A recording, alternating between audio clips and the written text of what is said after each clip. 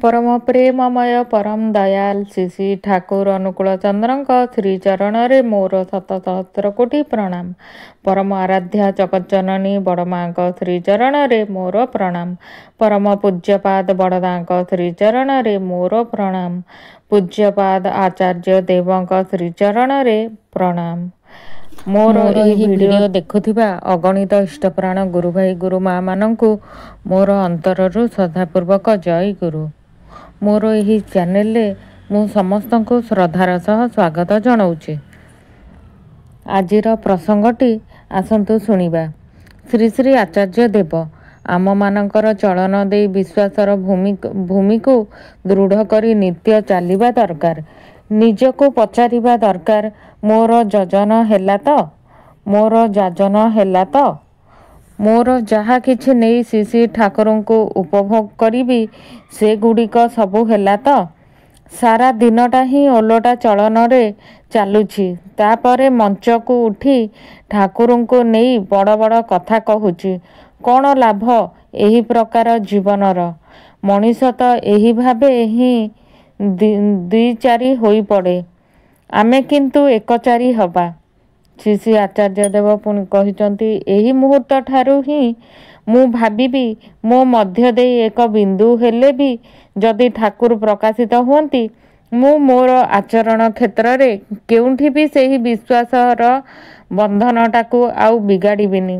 ମୋର ଆଜ୍ଞା ଦେଇ, ବ୍ୟବହାର ଦେଇ, ମୋର ଦୈନନ୍ଦିନ କର୍ମ ଦେଇ, ସମଗ୍ର ଜୀବନ ଯାପନ ଦେଇ ମୁଁ ଏଇଟାକୁ ଅଭ୍ୟାସରେ ଏପରି ରପ୍ତ କରିନେବି ଯେ ମୁଁ ଆଉ କେତେ ବି ଏପରି ଆଚରଣ କରିବି ନାହିଁ ଯେଉଁଠାରେ ଠାକୁର ଛଡ଼ା ଅନ୍ୟ କିଛି ପ୍ରକାଶ ପାଏ। ଆଚରଣ ଏହାର ମଧ୍ୟରେ ହିଁ ଚରଣ ଅଛି, ଅର୍ଥାତ୍ ଚଳନ ଅଛି। ଏହି ଭାବେ ହିଁ ଆମେ ଆମର ଚଳନ ଦେଇ ବିଶ୍ୱାସର ଭୂମିକୁ ଦୃଢ଼ କରି ତୋଳିପାରୁ। ଆଉ ଏଇଟା ହିଁ ଆମେ ନିତ୍ୟ କରି ଚାଲିବୁ। ମୁଁ କ'ଣ ଆଜି ତୁମର କୌଣସି କାର୍ଯ୍ୟରେ ଲାଗିଲି ପ୍ରଭୁ? ନିଜକୁ ପଚାରିବେ, ମୋର ଯଜନ ହେଲା ତ? ମୋର ଯାଜନ ହେଲା ତ?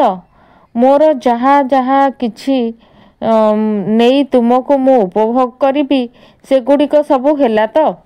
ଏଇଟା ହିଁ ହେଉ ପ୍ରଶ୍ନ। କେହି ମଧ୍ୟରାତ୍ର ଅବଧି ମୋବାଇଲ ମୁହଁରେ ଦେଇ ପଡ଼ି ରହିଛି, ଆଉ ସକାଳ ବେଳେ ଓଲଟା ହୋଇ ଶୋଇ ରହିଛି। ସାରା ଦିନଟା ହିଁ ଓଲଟା ଚଳନରେ ଚାଲୁଛି, ତାପରେ ମଞ୍ଚକୁ ଉଠି ଠାକୁରଙ୍କୁ ନେଇ ବଡ଼ ବଡ଼ କଥା କହୁଛି। କ'ଣ ଲାଭ ଏହି ପ୍ରକାର ଜୀବନର? ମଣିଷ ତ ଏହି ଭାବେ ହିଁ ଦ୍ୱିଚାରୀ ହୋଇପଡ଼େ। ଆମେ କିନ୍ତୁ ଏକଚାରୀ ହେବା। ଏକ ଅବାଞ୍ଛିତ ଯାହା କିଛି, ସେହି ସବୁରୁ ଏକଦମ ଏକା ଡିଆଁରେ ଆମେ ବାହାରି ଆସିପାରିବା। ଯଦି ନିଜର ଅନ୍ତରକୁ କହୁ, ମୁଁ ଆଉ ଏପରି ଭାବେ ଦ୍ୱିଚାରୀ ହେବି ନାହିଁ, ଆଉ ଏହି ଭାବେ ବିଦୀର୍ଣ୍ଣ ହେବିନି। ମୋର ଚିତ୍ତ ଯେପରି ଏକରେ ସ୍ଥିର ରହେ। କାରଣ ଆବେଗ ହେଉଛି ଆମମାନଙ୍କର ନୀରବ ବାସନା ଏବଂ ଭୟର ହିଁ ପ୍ରକାଶ, ଯାହା ଆମମାନଙ୍କୁ ତାଡ଼ିତ କରି ନିତ୍ୟ ଆଗେଇ ନେଇ ଚାଲେ। ତେଣୁ କେହି ଯଦି ଆବେଗ ପ୍ରକାଶ କରେ ଠାକୁରଙ୍କ ସାମ୍ନାରେ ଯେ ମୁଁ ଏଗୁଡ଼ିକ କରିବିନି ପ୍ରଭୁ, ଆଉ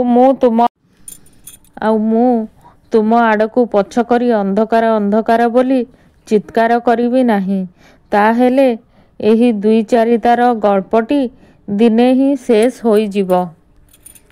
ଆପଣଙ୍କୁ ଏହି ପ୍ରସଙ୍ଗଟି କିପରି ଲାଗିଲା? ଭଲ ଲାଗିଥିଲେ ଲାଇକ୍ ନିଶ୍ଚିତ ଭାବରେ କରିବେ, ଆଉ ସବସ୍କ୍ରାଇବ୍ କରିବାକୁ ଜମାରୁ ବି ଭୁଲିବେନି।